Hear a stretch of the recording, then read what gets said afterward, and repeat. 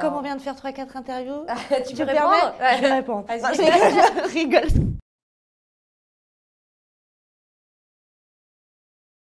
En fait, ce qu'il faut quand même savoir, c'est que je n'ai rien à voir avec Bernadette Chirac. C'est-à-dire que, voilà, bon, évidemment, on n'a pas le même âge, mais voilà, je suis féministe, de gauche, on vient pas du tout du même milieu.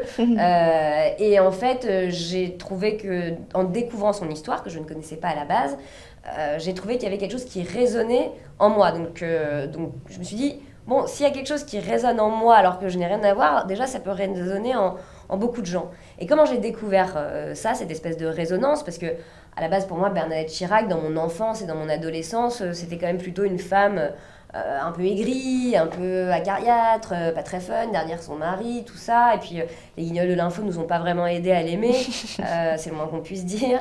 Donc, j'avais un peu cette image-là. Moi, mon père est journaliste politique, il avait beaucoup écrit sur Chirac. On parlait de Bernadette, mais c'était jamais vraiment en termes élogieux, à part que c'était une femme de trempe et un personnage, mais c'était pas forcément très tendre. Et bon, en fait, un jour, j'ai vu un documentaire qui s'appelle Bernadette Chirac, Mémoire d'une femme libre, de Anne Barrère, qui était sa conseillère en communication, où Bernadette, donc du haut de ses 80 ans, s'exprimait très librement, disait tout ce qu'elle pensait. Et là, je me suis dit, waouh, c'est trop marrant. Déjà, elle est hyper drôle, vraie punchlineuse. Et en plus, voilà, c'est là où j'ai vu cette résonance et où je me suis rendu compte qu'elle avait une vraie histoire de revanche dans laquelle beaucoup de gens, et je pense aussi surtout beaucoup de femmes, pouvaient s'identifier.